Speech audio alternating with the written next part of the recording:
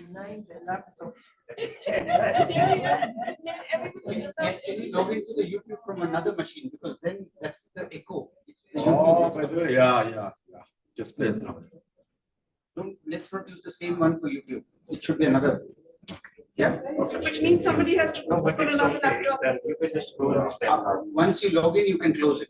Otherwise, you have this echo after a few seconds. That's from there. just close this tab now. Yeah. But then how do they record? Oh, they won't be able to live stream. Yeah. Here we live stream. Oh. Yeah.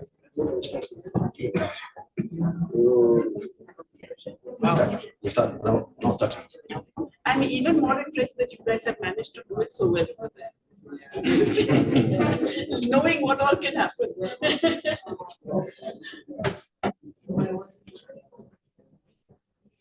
That's okay.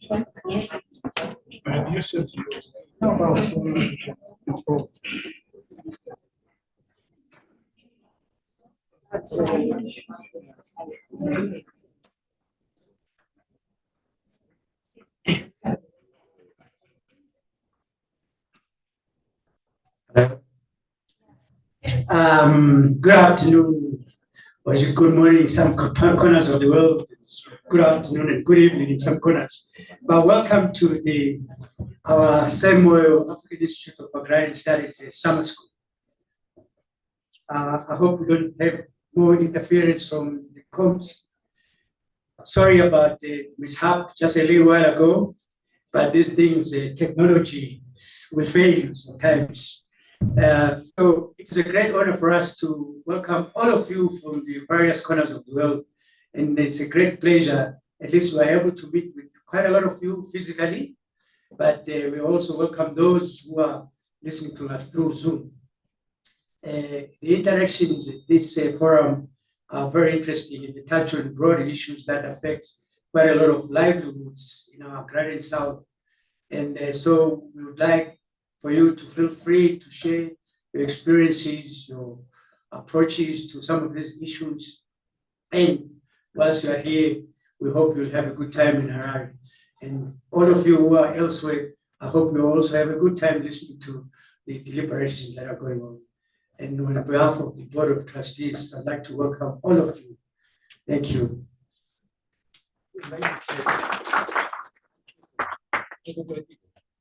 Okay. Yeah, Professor Josh is our chair for the next session.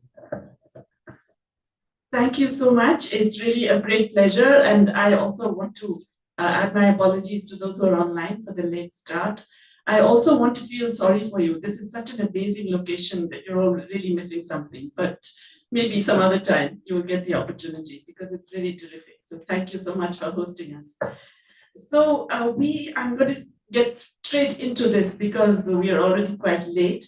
And without further ado, I'm going to start asking the speakers on the panel to give their views on this very important issue, very broad, but obviously critically important issue of development challenges in the Global South. We deeply regret the fact that Issa Shipchi was unable to make it. He would have been such an amazing addition to this. And of course, we would have not just valued his wisdom and his remarks, but he's such a great person to have around. We're all really missing him here. But I will try and provide some remarks in his stead as a very poor substitute. But let me begin with Joji Tsigata, who is going to begin with the panel. I'm not introducing anyone. I think all of you know everyone here by now, so I'm not going to waste time introducing. Yeah. Thank you very much, Jayanti. Good morning, good afternoon, and good evening to all of you in this room and beyond. I'm really pleased to be back here at the summer school in Harare. It's been a long hiatus for me. And I'm especially excited by this year's focus, which is on what it would take for rural and urban industrialization to result in sustained structural transformation in the Global South in ways that integrate the majority and address structural inequalities. I think it could not have been better timed, this topic, because it raises a counterpoint to the current focus on the fourth industrial revolution and how the global south can play catch-up. Instead, it invites us to center our critical reflections on what rural and urban industrialization mean for the agrarian questions of the global south. I particularly appreciated a paragraph from the call for proposals that spoke to this dialectic of thinking agrarian while thinking industrialization, and I'd like to quote it here. It says, the center of gravity of our analysis remains the agrarian question, which itself remains the center of gravity of the systemic transformation required today. The great leap forward requires on a global level, the great leap forward required on a global level must continue to search for the necessary rural-urban equilibrium in material and political terms for the resolution of the national question in the peripheries and affirmation of popular national sovereignty. This entails the search for peasant paths of rural reconstruction for the foreseeable future in synergy with sovereign industrialization. End of quote.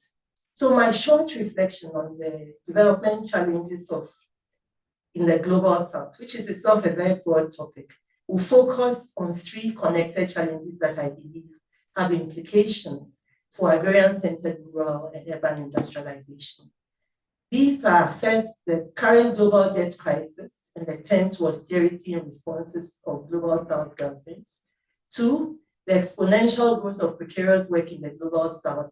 And three, climate change and the green transitions agenda. The current focus on the global debt crisis and the turn to austerity in parts of the global south, particularly in Africa, is casting a long shadow.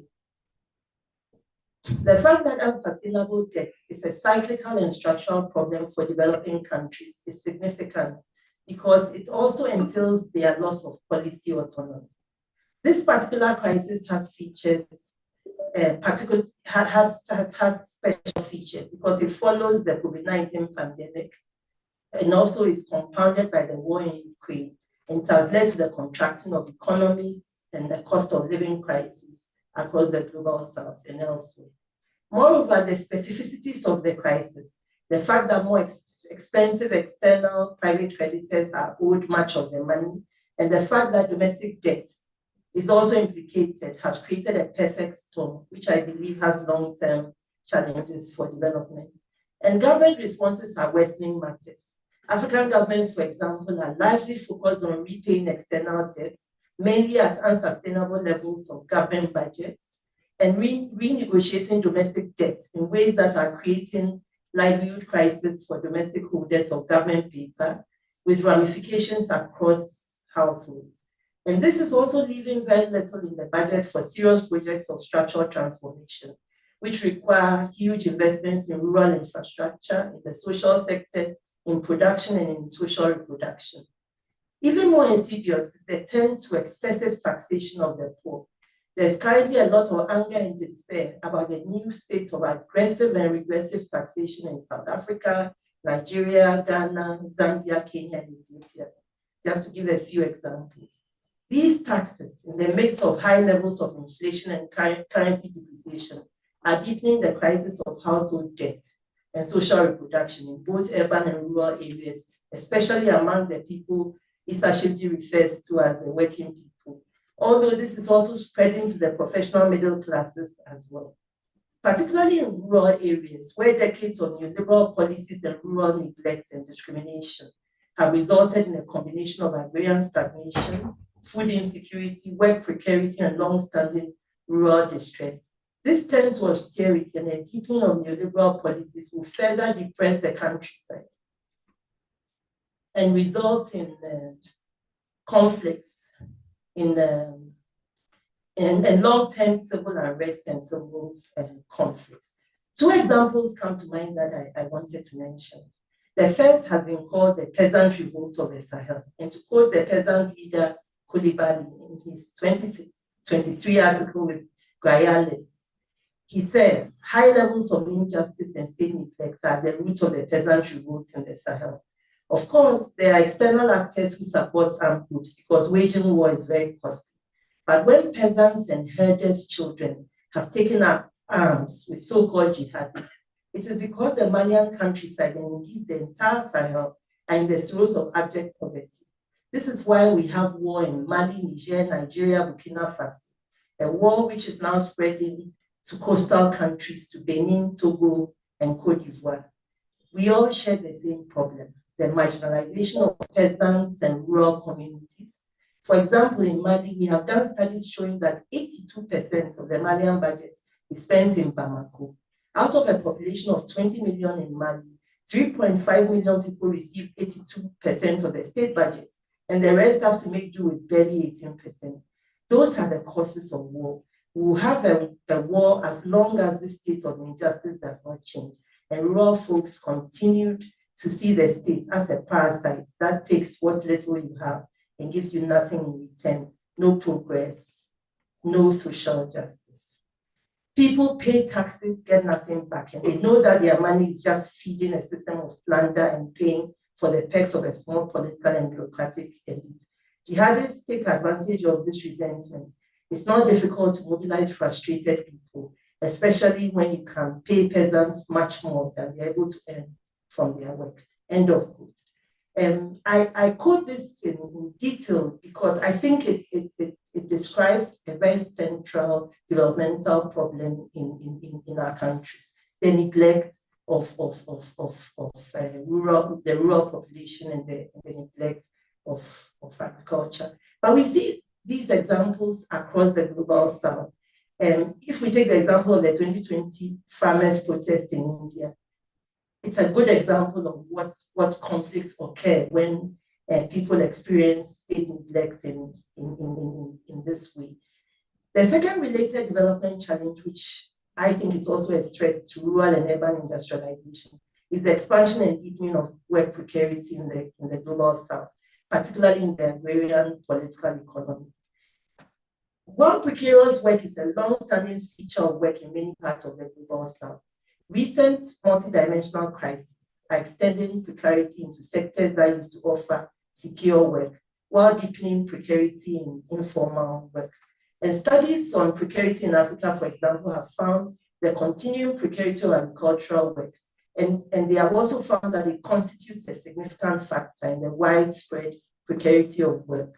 Agriculture in the global south is currently comprised of three models with specific labor relations and relations with global capital. These comprise peasants and commodity producers who operate on a small scale, largely use household labor, and limited hired agricultural labor. There's also contract farming arrangements with foreign capital as part of global production networks. And then lastly, there are large-scale plantations owned by transnational corporations that employ wage labor. Across the global south, different agrarian economies have different combinations of these three forms. And for agricultural wage workers who work across the three models, precarity is characterized by low wages, unpredictability of demand, lack of formal contracts, and even where there are contracts, a lack of intelligibility about the contracts, lack of social protection and guiding measures, lack of guiding measures for safety and protection. In the horticultural industries, particularly in Kenya's cat flower industry, Osome, for example, has found that in addition to it being increasingly feminized and with high levels of gender segmentation, there are additional challenges such as troubling health epidemics, which are linked with long-term exposure to agrochemicals. Among contract farmers, small-scale self-employed, among contract farmers and small-scale self-employed farmers, the main factors of precarity are low earnings, rising costs of imported inputs, challenges with mastering new agricultural technologies, expensive and unregulated credit arrangements, land tenure insecurity, and climate variability, along with high levels of post-harvest losses, uncertain markets, and social security arrangements.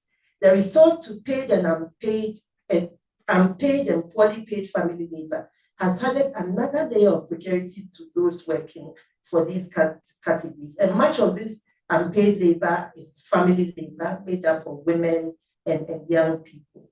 And in general, work precarity is depressing the agrarian rural economy, leading to serious labor shortages in Africa, and the inability of agrarian labor to reproduce itself across generations.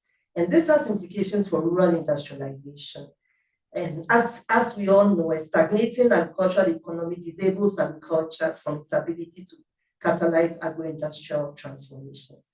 With regard to climate change, peasants and petty commodity producers are facing a double jeopardy of being the hardest hit by climate variability, while having fewer resources to finance adaptation or to adapt in ways that have implications for their ability to make a decent living. Often the main beneficiaries of adaptation techniques, such as drought-resistant seeds, are the transnational corporations who are making huge profits through the control of seed production technologies and seed markets. Climate change mitigation is another challenge for the fortunes of developing countries. In the current global discussion on planetary limits and climate change mitigation, Africa's forests are expected to be deployed as carbon sinks, irrespective of the implications for the livelihoods of forest populations. On the other hand, the production of green energy has earmarked essential minerals, most of which are found in regions in the global south. Questions of how to reduce consumption of high-income countries and the fact that those who have brought the world to the brink should take responsibility for repairing the damage are not fully on the table. In a recent report in 2018 by the IISD titled Green Conflict Minerals, the Fuels of Conflict in the Transition to a Low Carbon Economy, the report is arguing that the mining sector will play a key role in the transition towards a low carbon future, because the technologies required to facilitate this shift, including the wind turbines, the solar panels, and improved energy storage, all require significant mineral and metal inputs. And without any dramatic technological advances or an increase in the use of recycled materials, these inputs will come from the mining sector. And as the report notes, how they are sourced will determine whether this transition supports peaceful, sustainable development in countries where strategic reserves are found or whether it reinforces weak governance and exacerbates local tensions and grievances. At least 23 key minerals will be critical to the development and deployment of solar panels, wind turbines, electric vehicles, and energy storage technologies. And many of these are rare earths, lithium, cobalt, nickel, and are found in the global south. Indeed, cobalt is in the Democratic Republic of Congo, nickel in Indonesia, and all of these are critical for transformation plans in the global north, and therefore subject to fierce competition. And there's a projected surge in the demand for minerals in the coming decades. And basically, these minerals are also concentrated in countries which are seen as corrupt and fragile. And many of them are in South America, Sub-Saharan Africa, and Southeast Asia. And with the increased extraction of the identified minerals, both through artisanal and small-scale mining, but also through large-scale operations, we basically see a situation where mining, which is linked with local grievances and tensions and violence and land use conflicts with agriculture, is set to grow. So in conclusion, I just want to reiterate what I've been saying, which is that there are huge development challenges that require states in developing countries to basically turn back from austerity and address the debt crisis in ways that do not compromise development and agrarian transitions in the long term. It would also require a pivot from the laissez-faire attitude to precarious work to a more robust regulation of work and economic policies that grow productive and secure employment.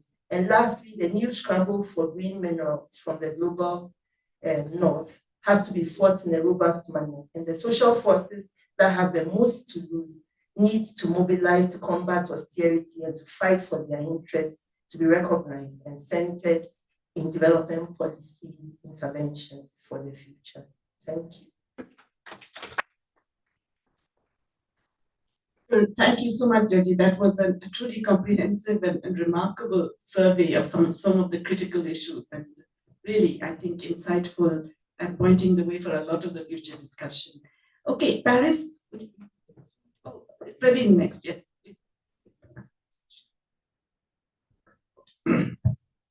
All right, so theme has already been said is development challenges in the global south. Two very quick points. Everything that you associate with development is a challenge in the global south. Nothing is beyond its pay, right? Everything that you associate with, development indicators, human development, everything has come under pressure in the last half a century or so. Broadly, the phrase that we call neoliberal era, laissez-faire, and so on. Now, global south, just one sentence about it.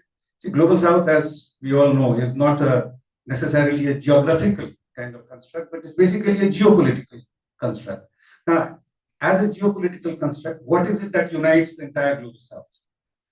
It has been victim of colonialism, imperialism, etc. All of us know that very well. Huge amount of literature on that. What possibly does not get acknowledged as much is that it continues to be a victim of imperialism and neoliberalism, and which is another name for actually, or another vehicle for imperialism and so on. That is, and I prefer to call this phase after the beginning of regulated capitalism, and which led to the current juncture, this neoliberal whatever. Both these phases, we call it neo-colonialism. In our dictionary, we don't really have a post-colonial kind of construct, right? So early neo-colonialism and late neo-colonialism and so on. So everything has gone wrong. Everything has come under pressure. So, sort of look at all the macroeconomic indicators. Now, we don't have time to get into great detail, yeah, whether it is production, whether it is distribution, employment, and so on and so forth. So basically, what I'd like to focus on, for lack of time, is essentially on questions of livelihood, employment, etc. Just mention a few markers of these, and then some causal correlates. Yeah, so inequality was already flagged. It's huge. Yeah, what has happened in the last roughly half a century or so. Of course, as you know, that in each country, neoliberalism plays out in different ways. So as capitalism has a variety of capitalism, or varieties, likewise neoliberalism indeed has a large number of varieties. But we are talking of common denominators, lowest common denominators, and so on. So I would essentially sort of use that in this abstract sense of common denominators and so on.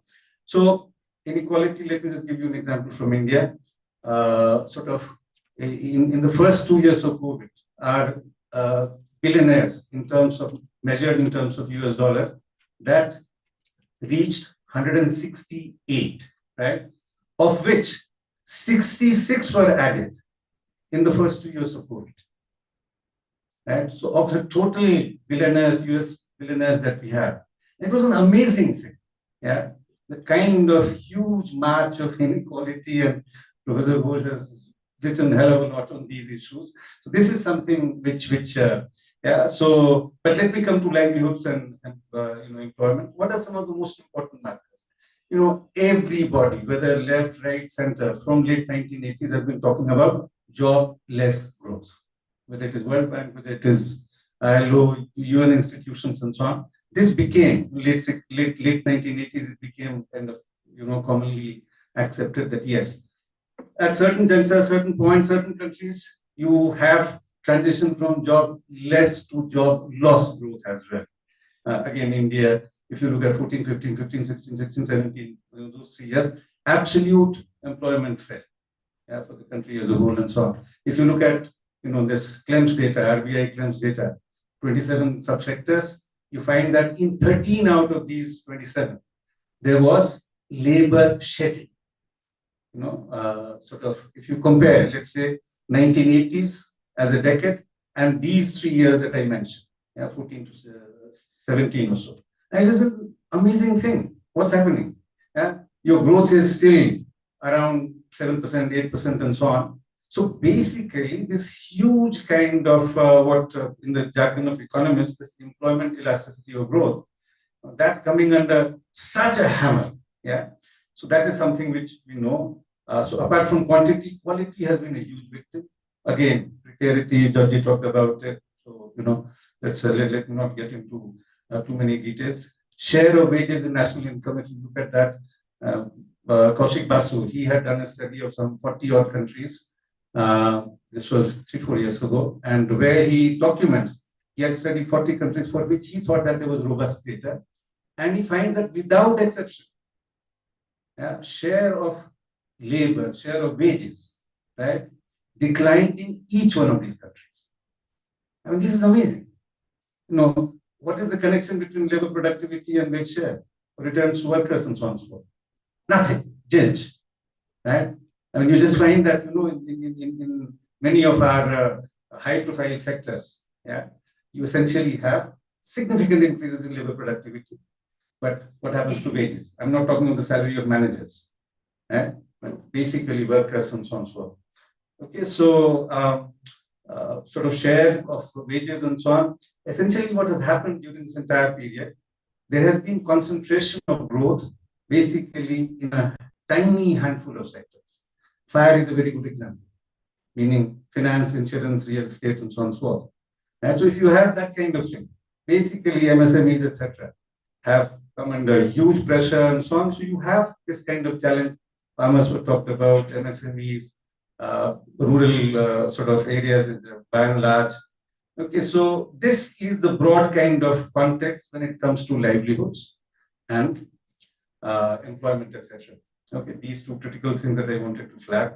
Now, what are the, let's say, causal correlates of these? Yeah, again, at a high level of generality, abstract. Let me focus only on 2-3 things. I'll take about 5 minutes. Yeah, and with that I conclude. Right? So this whole business of you see, there are 3 or 4, you know, extremely significant features of neoliberalism, right? As distinct from what we have had in earlier phases of laissez-faire. Karl Polanyi used to talk of from 15th century to about early 20th century or so, how laissez-faire firmly got planted and so on, and we would talk of how it was a fantastically planned system, right? And how the state played such a critical role in ensuring, you know, the ascendancy and hegemony of the market and so on. After that, you had this regulated phase, and then we have from, let's say, late 60s, early 70s onwards. In that, one of the most important features that we need to highlight here is the fact that finance capital has emerged as the most powerful actor, single most powerful actor as an economic entity. Now, that is something which we need to obviously take note of. Quite a lot has been written about it. All this had been forewarned and so on.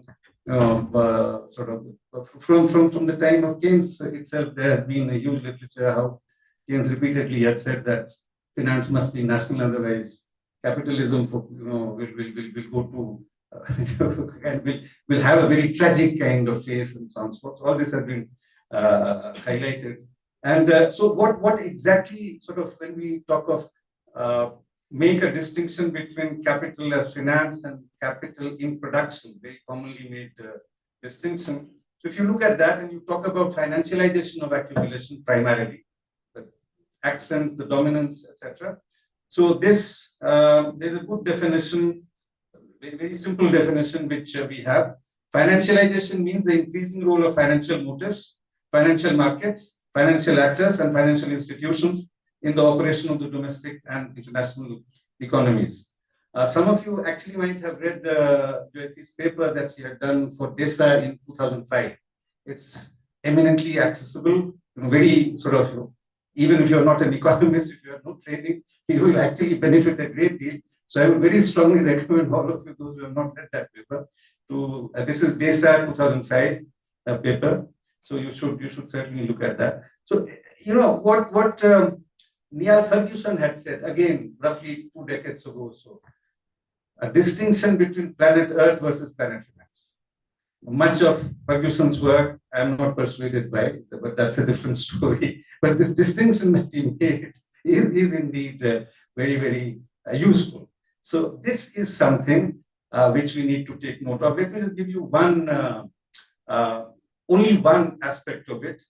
If you look at, for instance, in the 1960s, on an average, shares in financial markets, basically the average share was held for about 4 years. This is late 60s, when this entire process begins. Can you take a guess what is the average time today of an average share, holding the average share? 20 seconds. From 4 years to 20 seconds. Yes, on an average. I mean, this is an amazing, this tells you how, right? So how all the money is being kind of pumped in there, you lose, you gain, whatever, but then, this has been the, right? So if capital in production is being squeezed, obviously what would you expect, right? So in large parts of the world, even growth has suffered a great deal, right? As regards, okay. The second feature that I want to flag here is sort of, what people call supply chains, commodity chains, etc. Paris and I prefer sort of a different expression. We call the current phase as contemporary global value system. Essentially, the feature is connectedness of the global system. Now, that connectedness we know is as old as capitalism, from colonialism onwards, right? So connectedness is nothing new. What is new is indeed the nature of this connectedness today and what has happened there and so on and so forth. So that's why we call contemporary global value system, in which one of the distinctive features has been capital from the north partly relocating to the south, and on a much larger scale, engaging with the south in terms of procurement, supplies, etc. So that's the sort of, and in that, there has been a fantastic expansion in division of labor. Adam Smith must be turning in his grave with much happiness, with the kind of division of labor that we see today. So, this mobile phone, its parts are produced in some 13 countries. The branded shoes, the parts are produced in some 50 countries and so on. All these terrific branded shoes, etc. And this has had many implications. One of the implications is, even if capital is going there, what the South gets in terms of its share in the total value is barely 8 to 10%. What workers get is barely 1 to 3%. Right? So even when there is a little bit of economic activity, expansion, East Asia, for instance, has been talked about a great deal, even my own country, India, and so on. So every brand of automobile, for instance, A to Z, everything is being produced in India today. But what does it do in terms of workers, livelihoods, and so on? So that was the second thing that I wanted to flag as part of the current phase and its challenges. And obvious challenges, what happens to sort of livelihoods, etc. Then Jyoti mentioned this Industry 3, Industry 4, and how that needs to be examined. So there, for instance, we know that a great deal has happened, which essentially squeezes the prospects of work, labor absorption, and so on. Now here, like an old-fashioned something, I will not mention what, I will just read a passage, and many of you would have read it. I'm not giving you the name right now, but just the passage. The greater the social wealth, the functioning capital, the extent and energy of its growth, and therefore also the absolute mass of the proletariat and the productiveness of its labor, the greater is the industrial reserve army. The same causes which develop the expansive power of capital develop also the labor power at its disposal. The relative mass of the industrial reserve army increases, therefore, proportionately, with the potential energy of it.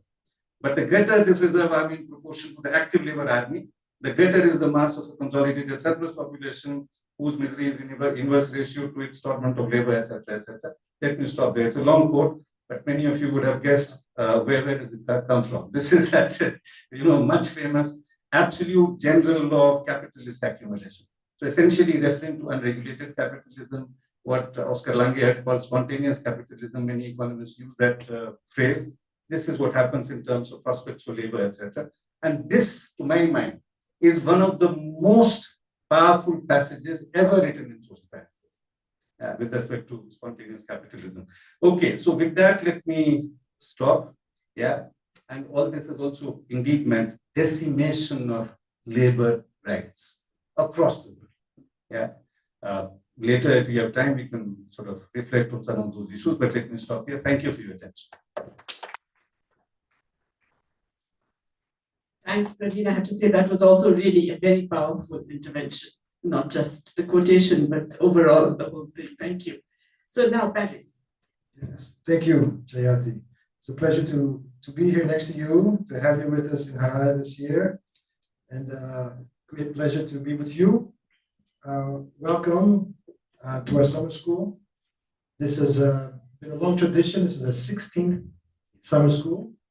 We've never missed a year. We've gone online during the pandemic, but we're back.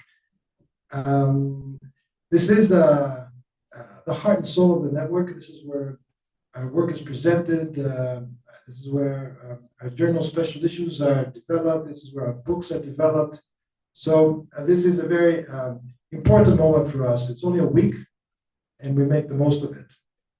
This topic, as Josie emphasized, is also it's a very dear topic, even though it has not been robustly addressed in our network. We finally put it on at the forefront. Given that we do need to shift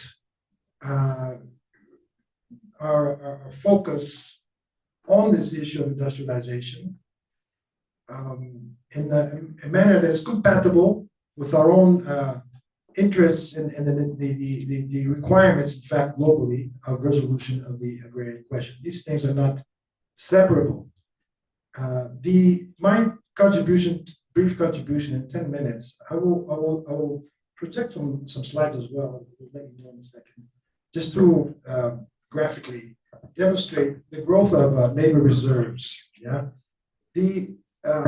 this it's a paper. Actually, this what I will briefly speak about is the result of 3 papers over the last year. One was on Africa, published in the Indian Economic Journal, courtesy of Comrade Praveen, where I took some ILO data to see how the regional, the macro regional situation has changed in the regions in Africa in terms of labor reserve formation.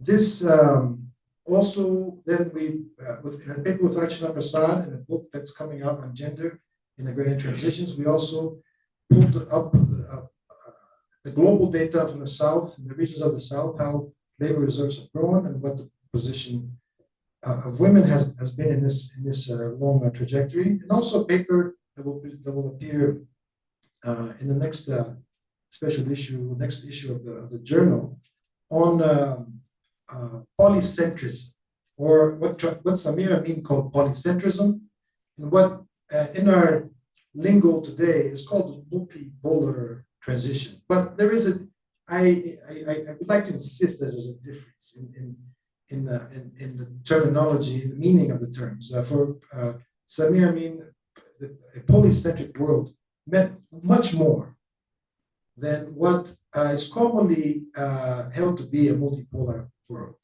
Yeah? The language of multipolarity has its own, it's derived from US American political science. It has its own fetishes and its own interests, and it's not a very deep theory. But from Samir Amin, polycentric transition, polycentric world meant a world where you had centers of accumulation that were sovereign, yeah? Where accumulation could happen in a sovereign manner, delinked from the exigencies of the world law of value, and in a popular way, so that it wasn't any type of delinking, but it had to be a popular delinking. It had to be serve the peasants and workers of the third world. So it's a much deeper sense of transition, of systemic transition that is required, in which Samir Amin formulated. Yeah? So I wish to bring this back because really in this century, I would argue in the next 20, 30 years, this radical break has to happen. We need to make very urgent shifts to a polycentric world in Amin's terms, if we are to evade major catastrophes. Yeah? Catastrophe is already happening. Genocide is back It's on the agenda. It's happening now, and it's on the agenda of the 21st century. There are some changes. We have used the term late neocolonialism to describe this phase of neoliberal adjustments and so forth under this phase of imperialism. And this late neocolonialism is really a long phase. It's 40 years or so of an enduring situation when the South has been trapped.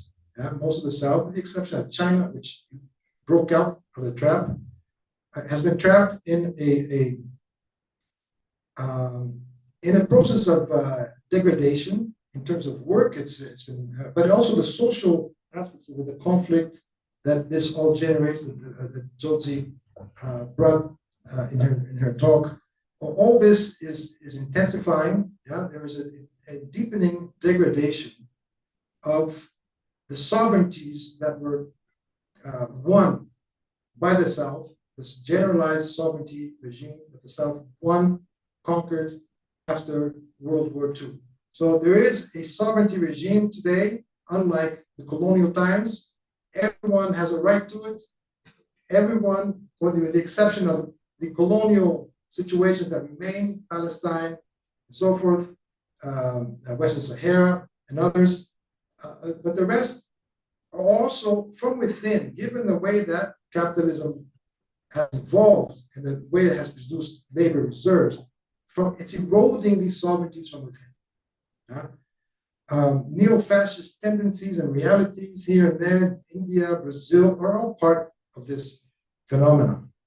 So I tried to take a step back and look at these as social formations, which are historically new, they're unprecedented.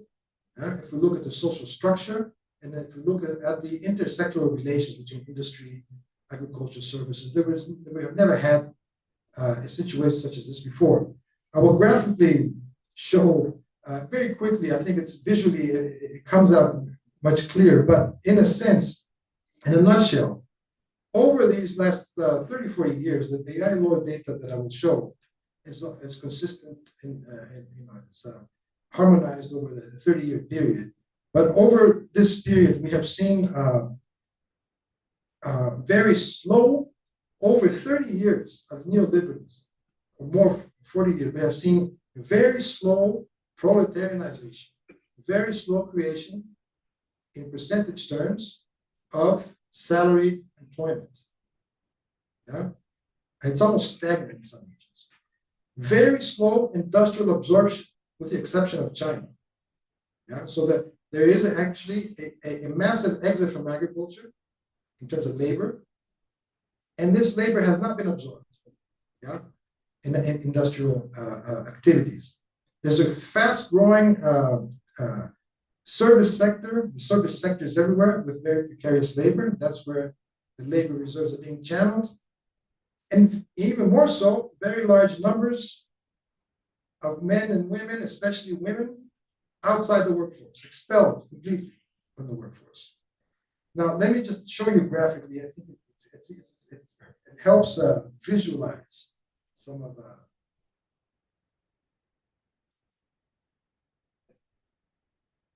It was saved. I was saved on the other machine. Well, okay. Well, I will put this in words.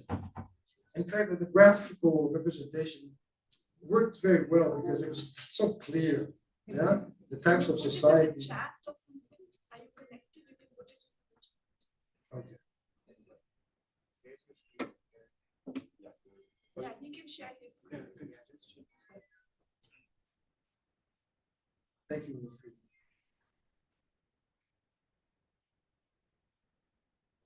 You can. Yes. Okay. So so we have very slow proletarianization. You would expect much more. Yeah.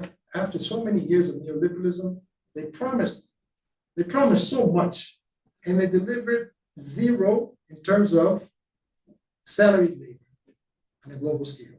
I have the graph on China as well. China is the only one that's navigated this period in a very different manner and with very, very substantial success. Yeah, in terms of absorbing industrial employment, and in fact going on to eradicate also absolute poverty. The term I have used and we have used, and I've really been insistent on this, is that what we have today are social formations in the South which have gone through a generalized process of semi-proletarianization. Yeah, a semi-proletarianized condition is that in which a workforce and their dependents, whether the young or the old, yeah,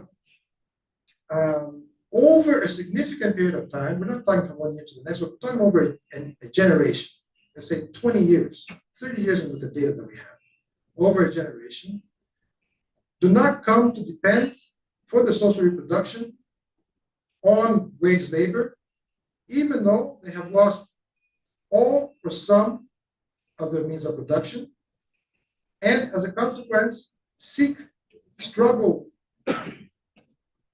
for the social reproduction by a combination of wages, own account labor, family labor,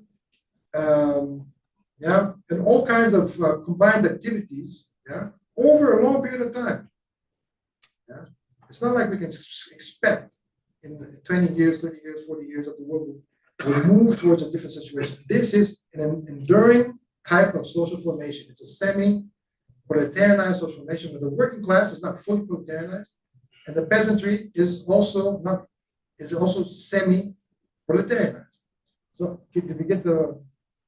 I'm not sure what's going on. Okay. Seems to be some problem. The data shows that there's been a massive drop in all continents, and I've separated out into Africa as a whole, Central and Western Asia, South and Southeast Asia, it's 4, Latin America and the Caribbean, and China, it's 5. So in all cases, in 30 years, and this is really unprecedented, there's been a massive drop in labor in agriculture. Yeah. Massive drop. The question is, where has this labor been channeled to? Yeah. So you would expect this labor to have been channeled to industry, to industrial labor. This is only the case in China. Yeah. In the rest of the countries, in the regions, industrial labor has stagnated. In one region, it has even slightly declined, Latin American, Caribbean, in percent, in proportional terms over the whole workforce. Which one is it? Oh, yeah. Yeah, okay. Yeah, great. Let's Go go down, down. go down. Okay, so this right here. Can you do full screen? Can you just make it full screen? Okay, so this is the world employment on a global level. It's not just the South, but the whole. So what we have here is Yeah, just okay. Yeah. So we have total, this is an ILO data, total world employment, and then separated out for women. What we have on a global scale is a decline of agriculture, the green line is going down, yeah? And it goes down the same way for women, okay, the green line. No major difference there in terms of a proportional decline. Industry has gone up very slightly, and this is heavily concentrated in China, right? Yeah, and for women, nothing. Yeah, services is where this exit from agriculture has been largely absorbed or partly absorbed. So this has everywhere, even for men and women generally, and for women particularly, has gone up. But outside the workforce, expelled outside the workforce, this is where, in absolute numbers, yeah, this is where proportionally, this is where the workforce has gone. And especially look at the gap for women. 55% of women in the world are outside the workforce. 55% on a global scale. This is after 500 years of capitalism. This is the result. Yeah? It's not going anywhere else. This is where it's going. Yeah. Next slide, please. No, there was one, yeah. As far as the intersectoral relations, so I spoke just briefly about this, but this is snapshots of 92 in 2021. The regions, Africa, Central and West Asia, South and Southeast Asia, China, and Latin America, Caribbean. Agriculture, industry, services, and outside the workforce. So in all cases, from 1992 to 2021, agriculture, the green line, declined sharply. Yeah, all the green lines, if you compare the two, declined very sharply. The blue lines are industry. Yeah, if you look at these blue lines and compare them in here, total stagnation except for China. The yellow lines is the service sector. This is where it's gone up from one moment to the next. And the darker green line, these lines here, if you compare them, this is where they really shot up. Okay, so this is the intersectoral transformation in 30 years' time. Yeah. Next slide, please. If you want to visualize now, not the intersectoral relations, but the actual social structure of the workforce, the economically active population. I'm not talking again about the children under 15, the elderly over 65. So this population is only the economically active population. So in the case of Africa, we see here this darker orange line, yeah, is where this is the salaried employment for the general population. Yeah, it is about 18% of it, 60%. Yeah. So after so many, it was 15% at the beginning of neoliberalism. Yeah. After all this, salaried population is 16%. And for women, it's only 9%. Yeah. The rest is own account labor, family labor, unemployed, very strictly defined, and outside the workforce. So this is the generalized, semi-proletarianized condition to which I'm referring. This is a new society. It's not, if in the 1950s, much of the societies in our countries in the South were agrarian.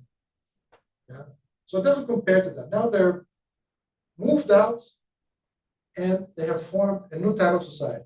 Yeah? Next slide, please. South and Southeast Asia, the proportions and the numbers in absolute terms are a bit different, but the proportions are very similar to Africa. So, let's go please back to So 18% for wage labor in 91, 11% for women, yeah, and it used to be 14. So there is from 14 to 18, and from 7 to 11. So there's a larger proletarianization, but the bulk of it, if you can see how this is the own account labor, family labor has been, it hasn't changed much. It looks like, but the bulk of the population, 48%, 43%, 48, 40%, and 69% for women outside the workforce. Yeah. Next slide, please. The story tends to repeat itself, although Western and Central Asia and Latin America and Caribbean have both of them higher proletarianization rates, around 34, 33%. Yeah. And the middle categories have been squeezed. You see the squeeze here. Yeah. And many more of them. This is a more polarized situation. So you have outside of 46% for the whole population, 58% for women. Next. Wrapping up. Latin America, same thing, 33%. Yeah. Now, so the Latin America has reduced. Now this is from 34 to 33. Yes, this has reduced. Yeah. Yeah, and then so see again for women especially 52% outside the workforce. I think that the last slide is from China, please. Yeah, so China is, you see that graphically how the wage labor is squeezed, is taken from own account and family labor, these two categories from one moment to the next have come together, have been squeezed. Yeah, so this is China's experience. It has also, nonetheless, gotten some higher, bigger labor, some reserves outside of the workforce, even though it has reduced its absolute poverty. So this, basically, this is the best experience that we've had in the last, in the intersectoral transition and the absorption into the workforce. Yeah. So this type of, growth of wage labor and the squeezing of the other categories is essentially what we should be seeing in the rest of the world over the next. Yes, I'm finished. So that's the last slide. Yeah. So basically, the point is that the global development challenge today means that within this generation, for the next 30 years, 20, 30 years, this situation cannot persist. Now, if we add to this, which we haven't even, if we add to this the global climate change, which will impact the tropical regions, semi-tropical regions the most, the tropical and semi-tropical regions the most, that's where we see in front of us a catastrophe playing out. Because it's exactly in these social formations, semi-proletarianized social formations, where the climate change will strike, more catastrophically. So we are, I think, in an existential crisis. The South, and there is an urgency for transformation. Capitalism will not do it.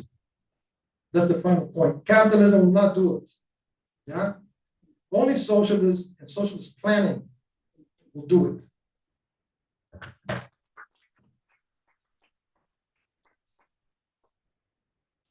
Okay, three very powerful and profound interventions. Thank you all so much.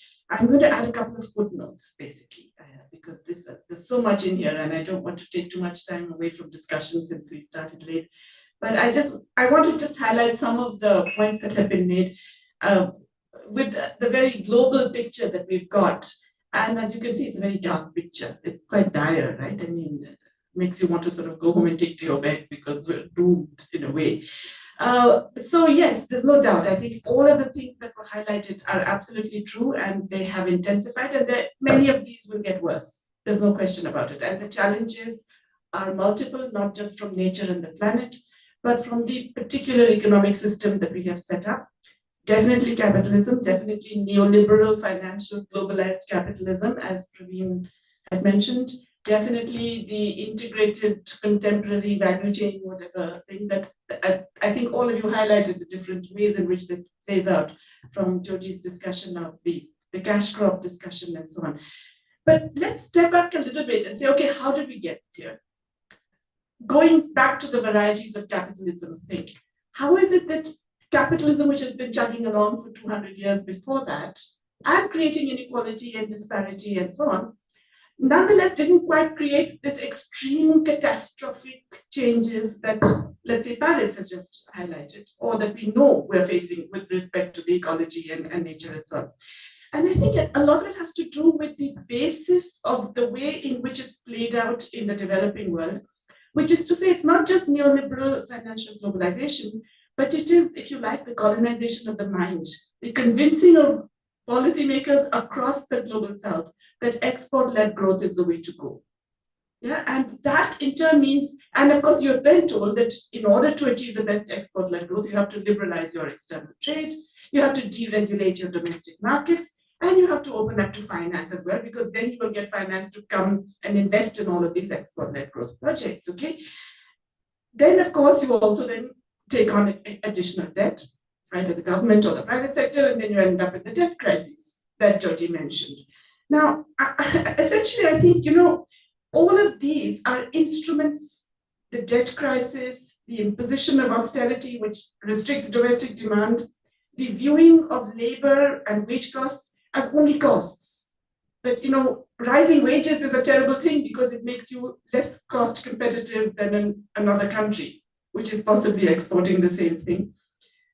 The financial liberalization that Praveen mentioned, which causes outflows of capital, if you ever have, let's say, a larger fiscal deficit in a particular year, or for whatever reason, if you impose taxes on certain companies, all of that. These are means to ensure that export-led growth continues. And that export-led growth then transitions into the fact that primary commodity producers are forced to shift into producing that commodity at the cost of often domestic consumption, particularly with food. Africa knows this very well, what has happened in large parts of Africa in terms of the shift to cash crop and the implications for domestic food security. But it's also in terms of manufacturers, because these are then the manufacturing processes which have very few entries, barriers to entry, which means anybody else can do it. So you're always competing with the cheaper producers, so you're always trying to get cheaper and cheaper. And that in turn means that developing countries are condemned to that lower grade position in the global division of labor. Now, I don't want to be conspiracy theory about it, but there is no question that it is that strategy which is deeply responsible for a lot of those terrible effects of globalization in the global south. China is such a shining exception. Why? Because it didn't follow the standard neoliberal model. It controlled its capital account. It actually controlled trade very heavily for a very long time. It controlled domestic finance massively. And it was only when it had achieved all of that dramatic success that it then started opening up in strategic ways that suited it. And when it realized that that very success was going to deny it access to technology, it then turned its attention to developing the technology itself, which it is now again amazingly successful at. I'm not therefore suggesting that China is, I mean, of course, it would be a great example to follow, but it doesn't mean that China always behaves as a terrific friend of the rest of the developing countries. But nonetheless, it is a success story precisely because it didn't go by that playbook. So what does that mean? Because, you know, we have now a global system that prevents us from using that Chinese playbook, right? You have the WTO, you have free trade agreements, you have comprehensive economic partnership agreements, you have bilateral investment treaties, you have external debt payments, all of which restrict your policy space. You can't do the things you need to do. You can't even invest in the kinds of technologies you need to invest in because of that shortage of foreign exchange, because you're paying between 15 and 30% in many low-income countries just on debt service and so on. So poor tax cooperation, another means of doing this. Multinational companies get away with paying very little taxes in our own countries, whether they're extracting minerals or using our labor or whatever, or simply, you know, using our markets because of the fact they can shift their profits to low tax jurisdictions and the system allows it. How do we then deal with this very unfair global system? There's no point expecting the countries or the capital that is benefiting from this to suddenly play nice, to become Mother Teresa and say, sure, you know, we will stop doing all these terrible things we're doing. So what are the ways in which the current situation, and I mean current in the sense of literally the last 4 or 5 years, provides opportunities? Because basically we have to think of, you know, the ways out of this, not just how terrible it is and the longer term processes of how terrible it is. I would argue that, you know, periods of instability in global capitalism have actually been periods where there is a possibility of changing your position in the global division of labor. You look back in history, 1890s, 1930s, 1970s, these are the periods where different new economies emerge because, you know, the older rules break down. And the older rules are a terrible disciplining device for those who actually want to break out of the existing, to move up the ladder or to change their position in the ladder. In the period of the 50s and 60s, you could do that if you were a beneficiary of being part of the geostrategic umbrella of the US, right? So Taiwan, South Korea, Singapore, etc., all beneficiaries.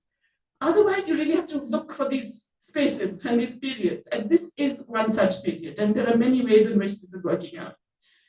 First of all, the decline of the WTO. You know, it's interesting that so many developing countries are bemoaning this, saying the decline of the rules-based multilateral system. Because, hey, that system was horrible for us. Let's face it, mostly, right? It denied us a lot of policy space. Now it's being killed by the US. The dispute settlement system, which was driving us crazy, which was, for example, preventing India from doing its food security program, that's dead. Because first, Obama didn't put in a relevant judge, then Trump didn't allow the dispute settlement panel to get filled, and Biden hasn't done it either. So they have more or less killed the dispute settlement system. I think we should be seizing that opportunity. Similarly, they have decided when it doesn't suit them that they're not going to abide by any of these international treaties. Yeah, I mean the FTAs, etc. We should be doing the same. We're always terrified. We're always saying, no, we can't because that's the legal system and we'll get punished. We should be doing the same. We should be combining and cooperating with other countries and saying, no, we will not accept that BIT. It's ridiculous. Bilateral investment treaty. We should not be going with a system of investor-state dispute settlement, which is so heavily favoring large capital based in the north, and so on and so forth. There are ways in which we can use the breakdown of that global order to our advantage. Sanctions, that's another very interesting example. You know, we always fear sanctions. We say we don't dare do something because we'll be sanctioned. I mean, Russia, okay, it's not good what it did in Ukraine, very bad, but they had really severe sanctions, okay? And you should have seen the US press at the time. They were anticipating a complete breakdown of the Russian economy within 6 months.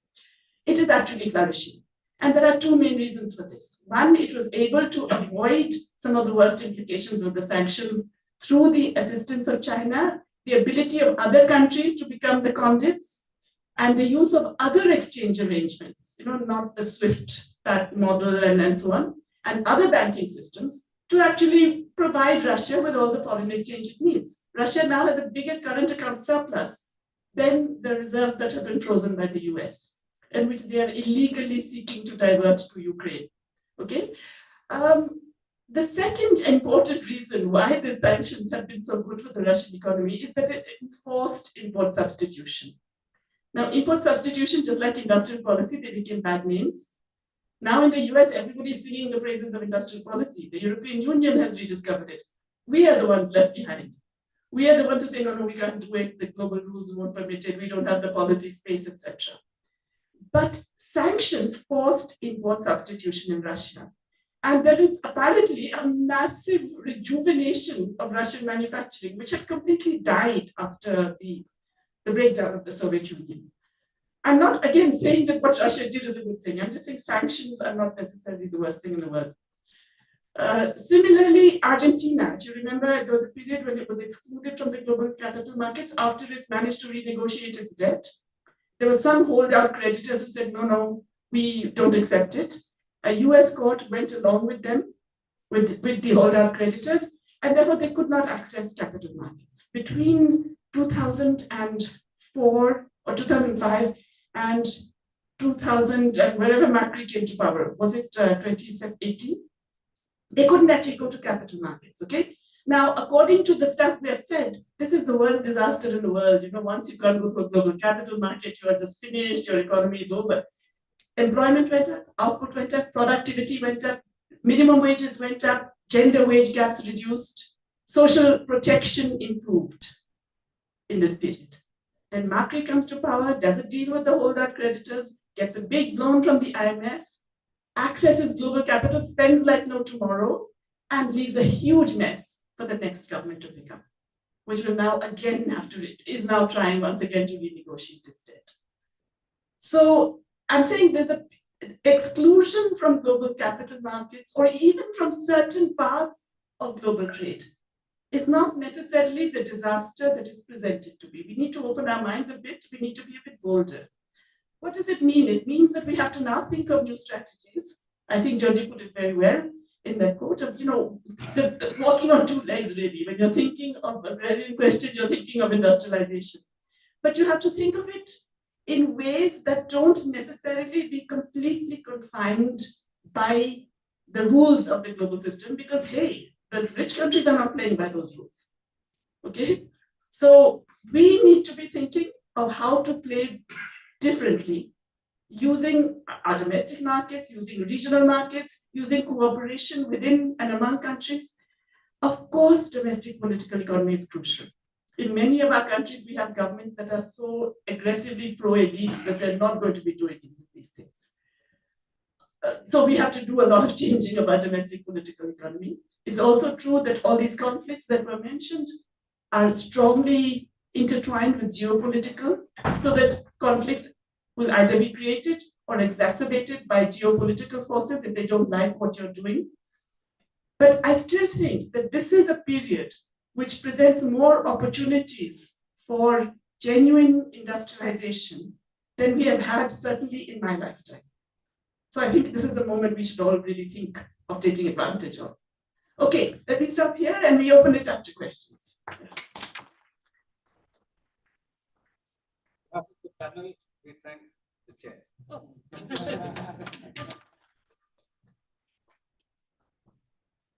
Okay, so it's open. You want to raise your hands, and let's put somebody will monitor the chat. Okay, just to say, if you have questions in the online as well, please do just put them in the chat. Okay, yes, please, Joshua first, and then in the back here. Oh, and then yes, and then you're number 3. Okay. Joshua, getting the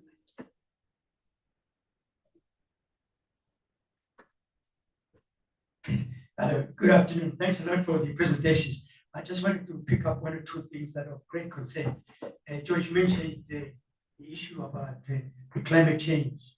And I know that it's a subject matter that you're probably also going to be dealing with in your lecture tomorrow. But one of the things that is worrisome in this is how the agenda is crafted and how the language is crafted and how it excludes the people who are at the center of the problem, of the issues. So in most of the time, the kind of work I do, I'm faced with trying to translate concepts into vernacular. How do I go and tell my grandmother that where is your carbon dioxide footprint? This is looking at this, my son, you've gone cuckoo. But it's the kind of thing that you as practitioners, as students, and what have you have to grapple with when you get back into your own countries. Just to understand that this language that is being brought from time to time, people have just come back from COP28, and when they go there, they talk certain things, but you have to domesticate that language and also deal with the real issues. In a sense, that's what you call climate imperialism, in my sense. The other thing is also a reality check. When we talk about economies where we think that 80 to 90% of economies have become informal. So informal is it? Is it? So that in our analysis, most of the time, we're still grappling with this idea that maybe we should be going that direction. But instead of also refocusing on the real issue, because I just want to comment, I think it's useful. And Paris, and I think in your labor reserve thing, I'm not quite sure how we can incorporate things like new technologies, AI, how they all affect that whole picture as we move on to, thank you. Okay, great questions. We'll take 3 and then we'll do a round. And yeah, how long do we have? Yeah, 15 minutes. Okay. Thank you for these excellent presentations. I had a question for Jyoti concerning the comment about Russia. I mean, I think it's become very clear that Russia is not always playing, or it's playing very far from progressive role on the world stage. I mean, it's been absolutely pernicious in certain ways in Syria, preventing the collapse of the state, but not providing enough armaments to the Syrian state to actually protect itself from Israel or the Turkish NATO militias occupying it, or not deigning to actually use its veto for this, for the basically an authorization of force against the Ansar Allah movement. So, my basis is that the Russia position on the world stage is very contradictory and often not at all liberatory. But I don't in regards to the comment on Ukraine, I mean, what other options did Ukraine have? I mean, does one allow a NATO army to build up on your frontiers indefinitely? Because it's very clear also that NATO and its lackeys, like Israel, do not respond to anything except the use of kinetic violence, right? They do not respond to peaceful paths of resolution, right? I mean, this is, nothing could have come into clear relief over the last 4 months than that.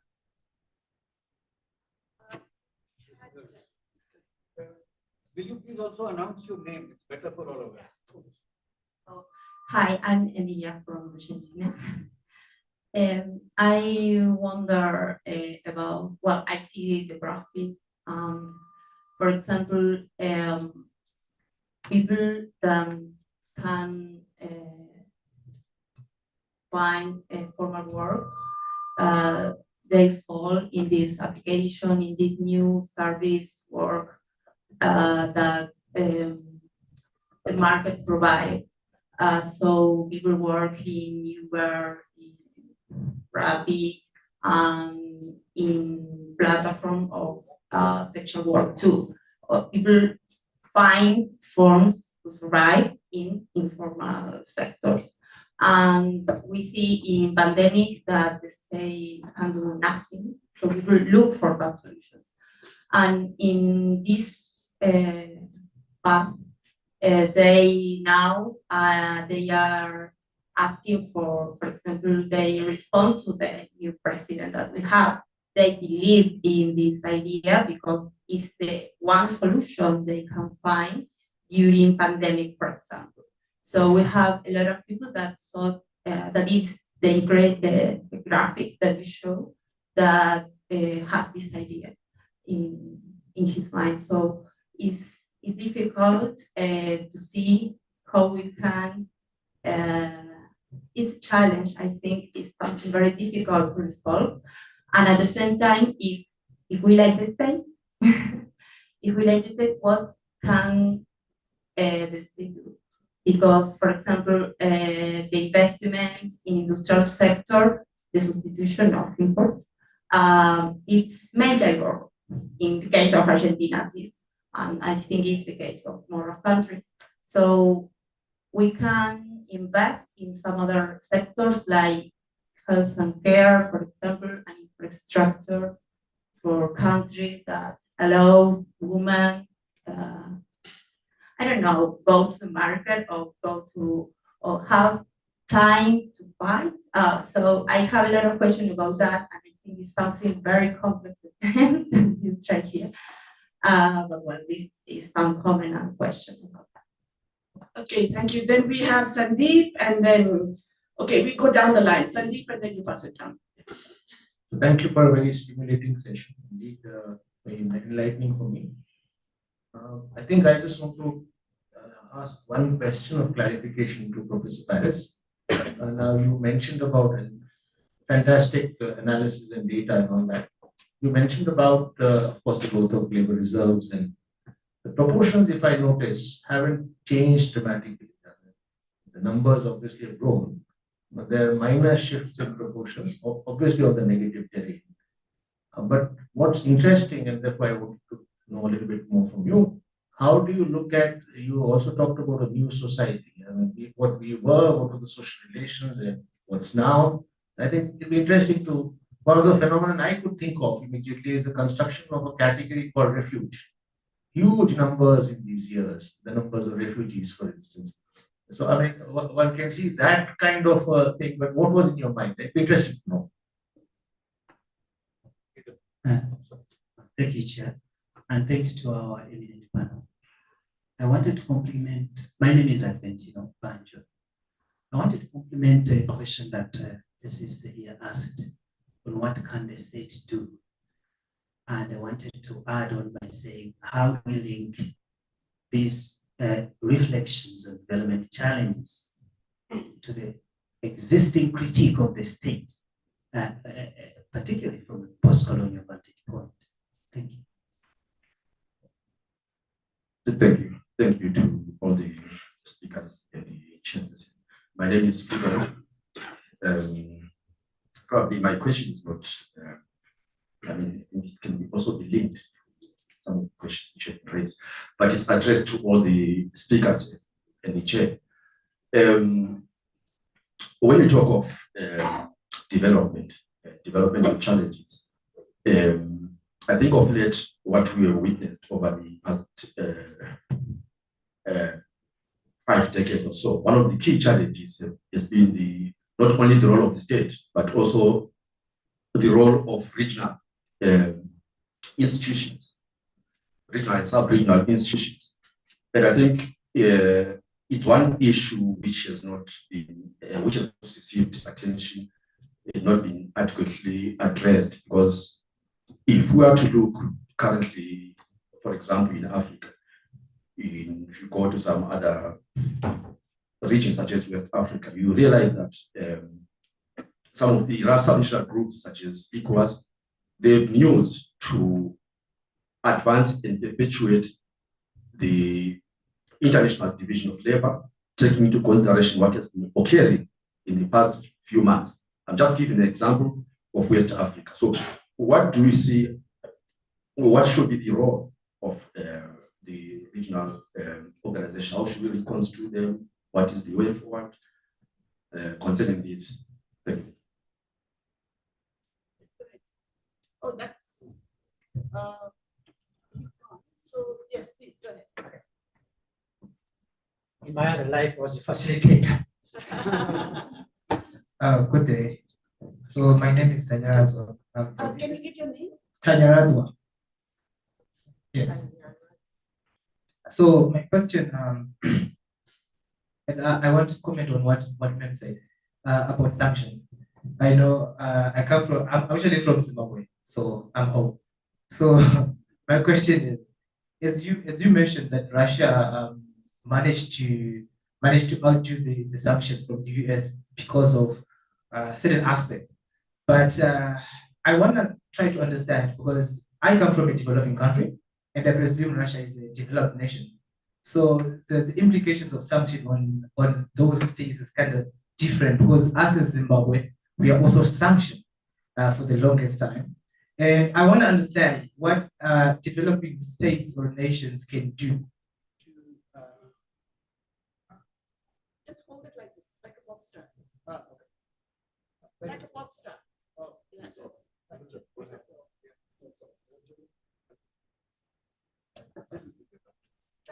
Bottom. Just check the bottom.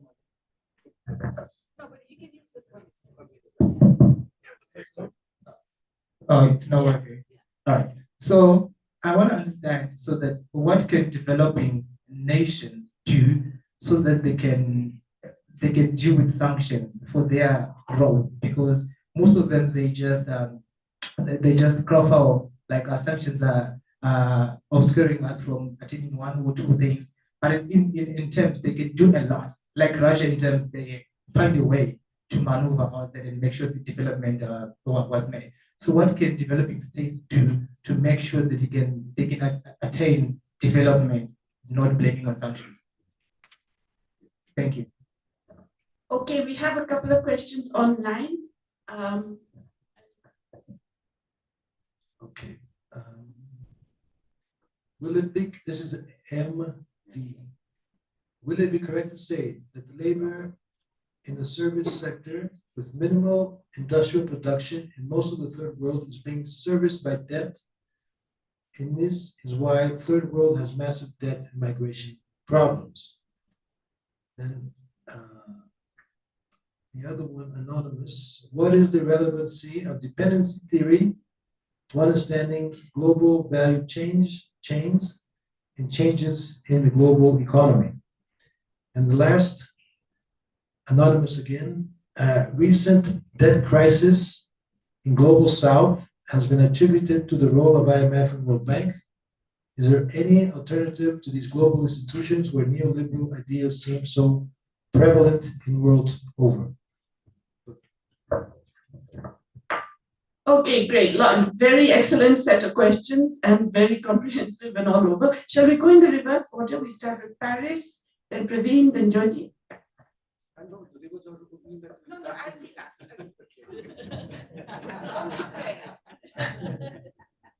Yes, you put everything on the table. I guess that's our fault. You took your revenge because we also put everything on the table. So there's a couple of questions on the state. Emilia has a question on the state, but also Pentino. The thing about the state, really, we do have an issue which even our network should take on seriously in the coming summer schools, which is the state. Yeah, in the 50s and 60s, even before that, and a bit after that, there were great debates like this. Bob Star. Have you never seen any Like this? So there were great debates on the state, and this has withered away. So we do need to go back to this, yeah, because it's a really a central question. As far as this long phase of neoliberalism, we have all kinds of, we have identified in a book before 10 years ago, we had identified some. We had a book on the national question, which addresses state. Sandeep had written for this, and others. There were states which supposedly were emerging. Yeah, some of them plunged. Yeah, and then they came back, more or less. There were a number of states that collapsed. Yeah, they were either invaded and fragmented, and these are the type of states that were partially taken over. Yeah, so there is a regression into what I call a semi-colonial situation. That was Praveen as well.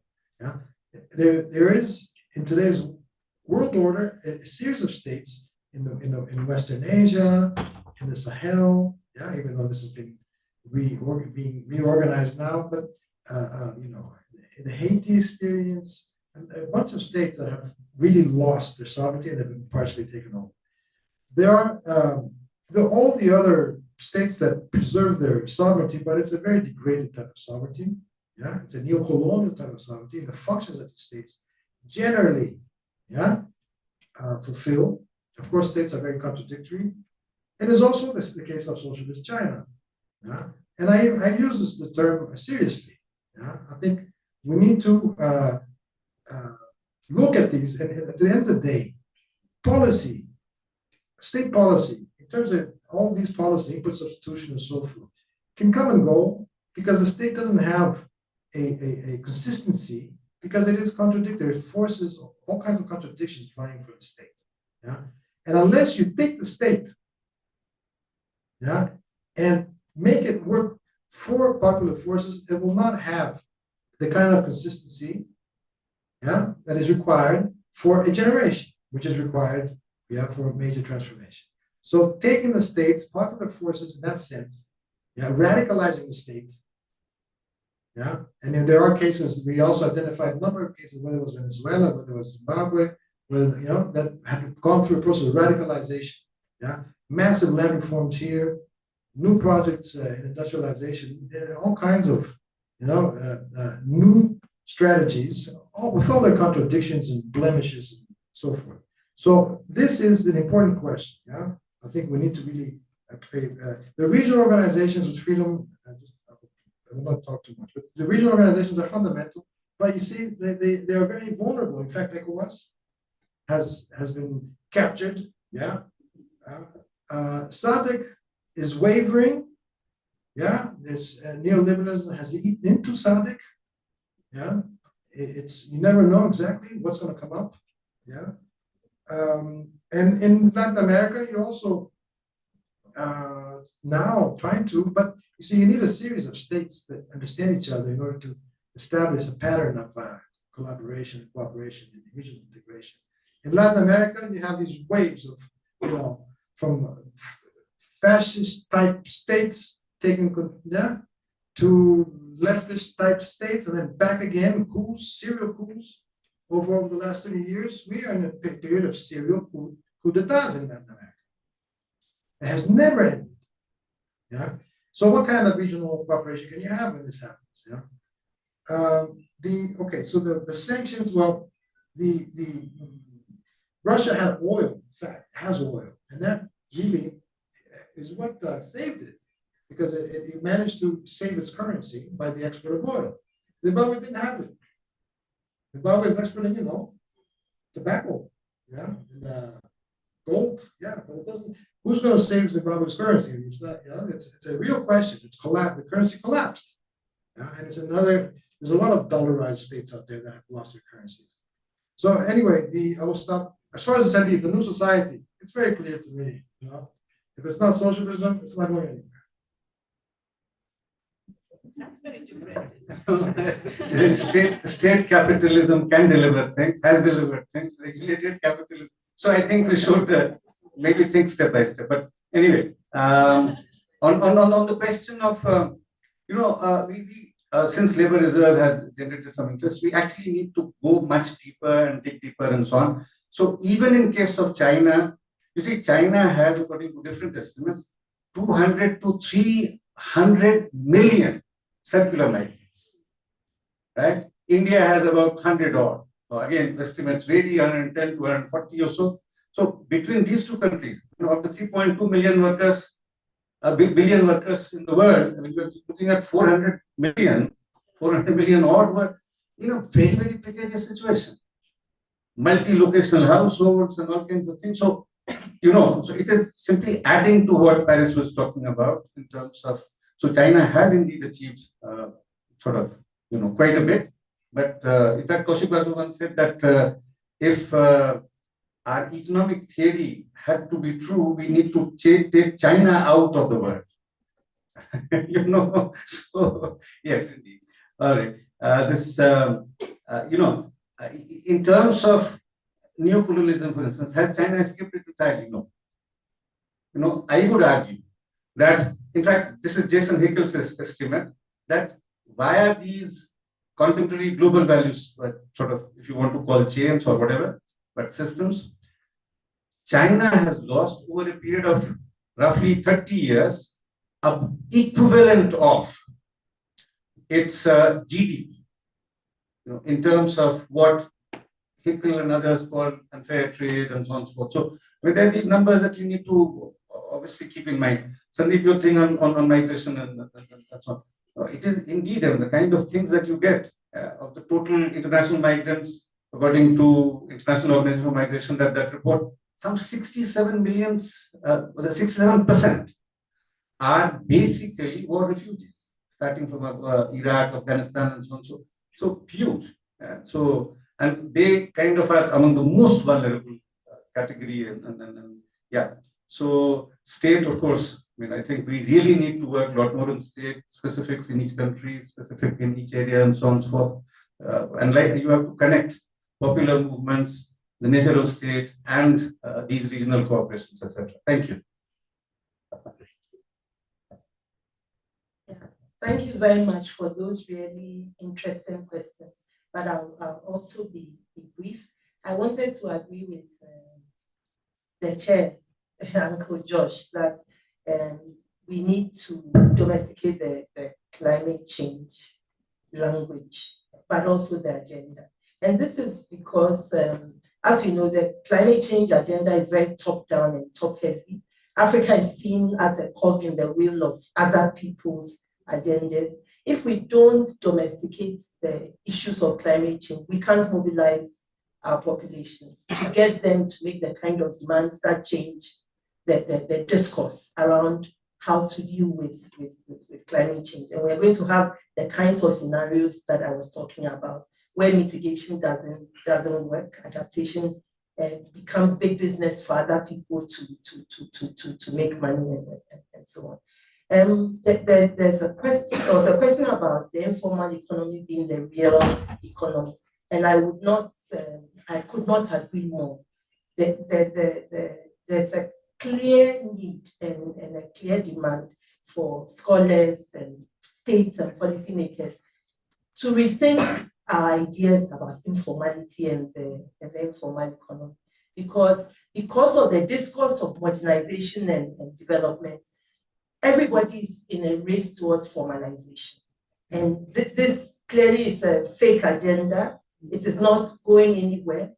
And many times the informal economy is made up of populations and social forces that have been neglected by the state, and who basically are the ones growing whatever it is of an economy that our countries have. Instead, the state spends all its time plotting to formalize or criminalizing the work that they do, rather than meeting the informal economy at its point of existence and need. And it's very important to rethink the informality as the lack of rules and regulations, because these are very, very organized and systems. Many of them are actually working systems.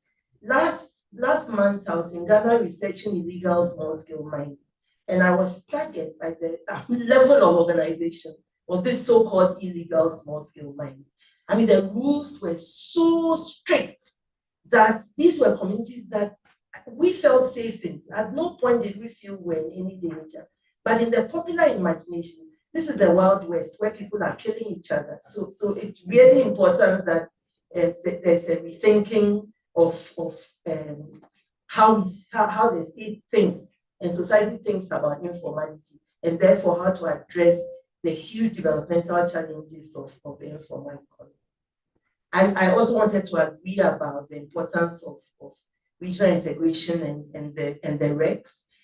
As you know, our sub-regions are very integrated. The citizens know this. They are trading across regions. Many developmental problems cannot be solved at the level of the nation any longer. So it means that we have to take the region seriously. I think the biggest challenge we face is this problem of open regionalism, where people think of regional integration in terms of how Africa can integrate into the world within a liberal agenda, rather than think of how regions can integrate for their own agendas. Who was talking about Samir in his, I think it was Paris. But basically, the kind of regional integration which is about the agenda of Africa for its own purposes and for its own people, is definitely very necessary in the future. Okay, also very quickly, I think we managed quite well considering we started an hour late. But yeah, Max, I just want to clarify, at no point did I want to condone what Russia did, okay? I mean, clearly, I'm opposed to the Russian invasion of Afghanistan, just as I was opposed to the US invasion, sorry, the Russian invasion of Afghanistan before, but of Ukraine. But US invasion of Afghanistan, Iraq, etc. I definitely oppose all of these. I was simply raising this as an example of, you know, the kind of fear that is held, again, whenever we choose to do anything that goes against the so-called established global order, that we're told, oh yes, you will be sanctioned and then there will be hell to pay and you will be destroyed. I was pointing out that that need not happen. But I do take your point absolutely that, yes, I mean, Russia was in a specific, it's geopolitically much more significant. It is a larger, more developed economy and it has oil, okay? But that doesn't mean that other countries, I mean, Cuba, let's face it, it has been sanctioned from the very beginning. And the most brutal sanctions around, nothing like the Russian sanctions. I mean, yet it has the most highly developed medical infrastructure, including major advances, not just in terms of COVID-19 vaccines, but cancer treatment. It has amazing advances in veterinary treatment. It has developed organic agriculture in extraordinary ways. So what I'm trying to say is that sanctions should not be seen as the end of everything.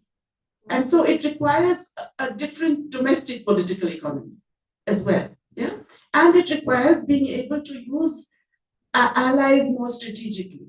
Maybe it's possible that, you know, the ruling class in Zimbabwe was not able to do either of those, which is, you know, I mean, we have enough internal problems, right? But I'm saying sanctions on its own should not be the binding constraint, which it often is for many of us. You know, we don't do anything for fear of the sanctions. Yeah, Joshua, this question about how the language is crafted is absolutely important. But you know, I agree with Georgie, more than the language, it is the fact that the agenda is neocolonial. So, you know, there's only so much you can do with the neocolonial agenda if you're trying to persuade someone who is at the receiving end of it. What we need to do is to have our own agenda that we can posit as an alternative. And we're not doing that sufficiently. And we're kind of late to the game. You know, I mean, everything I came across, including I actually attended a lecture on decolonizing climate policy, which was full of white men. Yeah. I was you too, huh? It's so common. I was the only outlier. I was, you know, I ticked 2 boxes, woman and brown, so it was fine. But really, that's the way the whole thing happens nowadays. So we need to have our own climate agenda that we can posit as an alternative. Yeah, there are many questions on what can countries do. I'll just come back to that. But I just want to also quickly mention about regional institutions. Again, like capitalism and finance and everything, there are many varieties, right? There's not only one kind of regional organization or institution. There are some in Africa that are totally colonized, right? I mean, the monetary unions and so on and so forth. These are not, shall we say, organically developed regional institutions. I think in today's world, when I say regional, I really mean coalitions of countries. And as far as I'm concerned, they can be issue-based. I believe, I mean, Latin America has started a coalition on tax cooperation, which I think has huge potential. The governments of Colombia, Brazil, and Chile are leading it. And I think they're basically saying, look, the global tax system is terrible. OECD is not giving us a solution. We are going to start doing it ourselves. And together we are large enough to do that. I believe a coalition of debtors could also have a similar kind of force, which is much greater than the force you have individually. Because individually you're too small, you can get smashed. Several of you together, it matters. You become systemically important and so on. Finally, within Africa, look at the African CDC. I think that is a shining example of regional cooperation, actually. In COVID, when you finally realized that there's no way you're going to get the vaccines, nor will you get the technology and so on, actually there was a major scientific and medical cooperation. There was the attempt to create your own, which is now fairly well advanced, despite all the threats of intellectual property sanctions, etc., of creating COVID-19 and potentially cancer viable mRNA kinds of vaccines. There is this attempt to share genomic information, which Africa has the largest variety of genome pool in the world, among yourselves, rather than hand it over to Western institutions and have that knowledge then be used against you in a way. So I think there are things going on, positive things going on, even in otherwise a relatively dark scenario. And that brings me back to the question, what can developing countries do? So let's assume that it's a developing country with the interests of the people at heart, rather than one with the interests, a crony capitalist or elite-based regime and so on. So that's one problem we all have, or some of us definitely have. That our own governments, as Praveen said, there are many kinds of states. Some of our states suck, right? So we have to think of that aspect, definitely. But in this current context, if you do have a progressive state, there are many, many more opportunities than before. I mean, I don't know, Brazil, where I was there recently, they are so excited. They say it's about G20, but it's not. They're excited because the world has changed. And you can make all kinds of horrible friends, including in the UAE and so on.